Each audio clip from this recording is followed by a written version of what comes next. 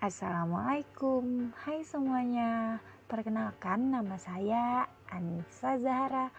Saya mahasiswi dari STB Ajia jurusan Sastra Inggris. Di video ini saya akan menjelaskan tentang Broca area, Wernicke area, dan suplementari motor area. Manusia memiliki kemampuan yang bermacam-macam. Salah satunya kemampuan berbahasa juga berbicara.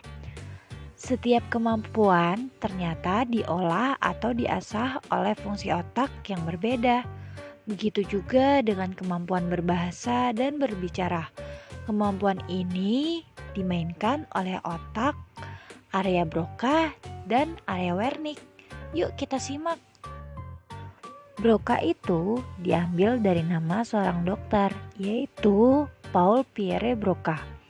Beliau adalah seorang dokter, ahli anatomi dan antropolog Prancis yang lahir di Saint-Avold-la-Grande, Prancis pada tanggal 28 Juni tahun 1824 dan wafat di usianya yang ke-56 tahun pada tanggal 9 Juli 1880.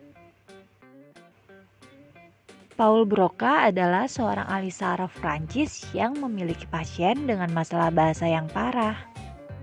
Area Broca. Area Broca adalah bagian otak manusia yang terletak di wilayah sebelah kiri, tepatnya di gyrus frontalis superior. Area ini berfungsi pada proses berbahasa, kemampuan mengeluarkan ide dengan bahasa yang baik, serta menggunakan kata-kata akurat dalam bahasa lisan maupun tulisan. Kemampuan ini sangatlah penting dalam kehidupan manusia, karena apabila area otak ini mengalami kerusakan, maka manusia hanya dapat memahami tetapi ia tidak dapat berbicara atau berbahasa. Nama area Wernicke sendiri berasal dari nama Karl Wernicke, yaitu seorang dokter Jerman pada tahun 1874. Beliau lahir pada tanggal 15 Mei 1848 di Tarnowski Góry, Polandia, dan wafat tanggal 15 Juni 1905 di usianya 57 tahun. Beliau menemukan kerusakan pada otak yang mengakibatkan gangguan dalam memahami ujaran yang disampaikan orang lain. Area ini terletak di lobus temporal. Area Wernicke berdampingan dengan area Broca, dihubungkan dengan satu jalur saraf yang disebut fasciculus arcuata. Namun, letak pasti dari area Wernicke masih diperdebatkan hingga kini. Area Wernicke dan Broca sangat berhubungan. Jika area Broca berkaitan dengan produksi kata-kata, maka area Wernicke berkaitan dengan pemahaman dari suatu perkataan. Sama dengan area otak lainnya, area Wernicke dapat mengalami kerusakan. Kedua area otak ini dapat mengalami gangguan bahkan kerusakan. Gangguan ini biasa disebut afasia. Penderita afasia mengalami kesulitan menggunakan kata-kata dan kalimat yang disebut afasia Broca. Sedangkan beberapa memiliki masalah dalam memahami perkataan orang lain yang biasa disebut afasia Wernicke. Afasia Broca atau biasa disebut dengan afasia ekspresif terjadi karena kerusakan pada bagian otak yang terpisah di lobus frontal kiri atau pada area Broca. Seseorang yang mengalami gangguan ini menjadikan ia tak mampu berbicara, juga menjadikan ia tak mampu membentuk suatu kalimat yang kompleks dengan tata bahasa yang benar. Pengidap gangguan ini masih memiliki kemampuan pemahaman bahasa yang baik, tetapi ada beberapa yang kemampuan pemahaman bahasanya ikut menurun. Mike Caputo adalah pasien yang mengalami Broca afasia. Yuk kita simak videonya. Can you tell us your name? Mike Caputo. And Mike, when was your stroke? I was 7 years ago. Okay.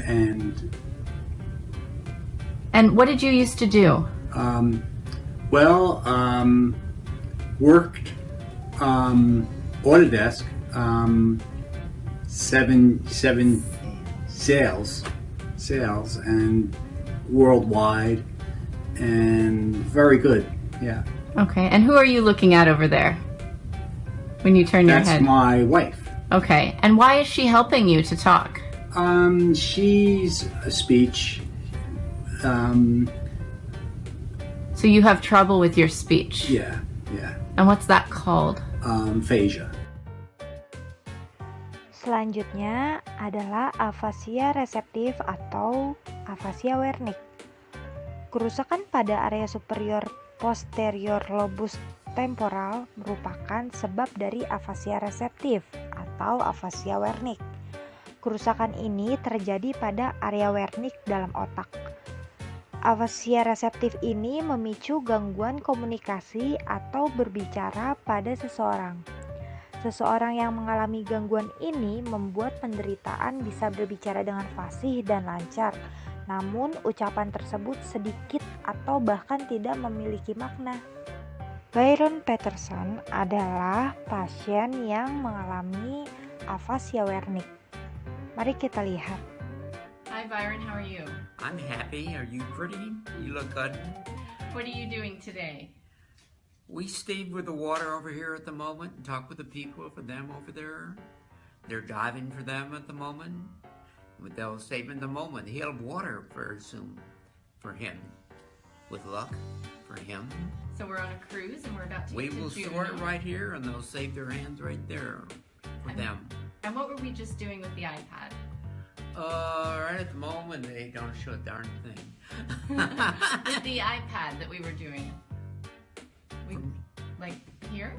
I'd like my change for me and change hands for me.